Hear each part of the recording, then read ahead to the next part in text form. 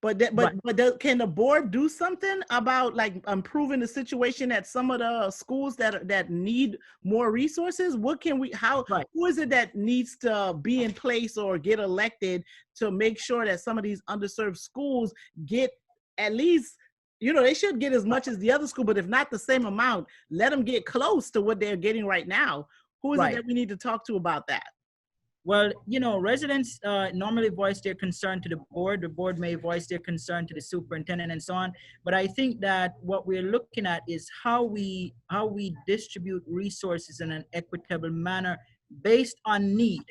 Because if for example, if you have a kid in an affluent community, right, whereby you give certain resources, maybe computers or certain other materials. Um, and those kids can already afford to purchase those things, or they don't need those things.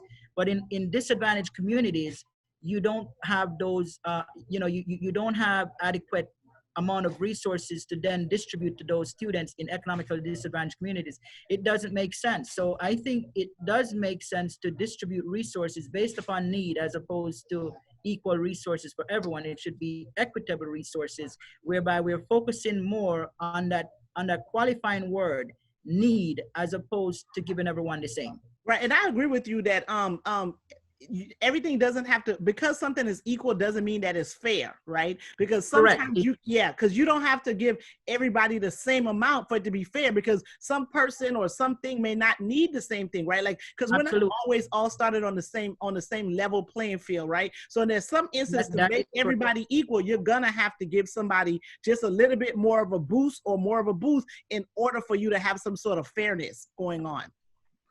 Correct, exactly. Because and that's why I talk about equitable distribution.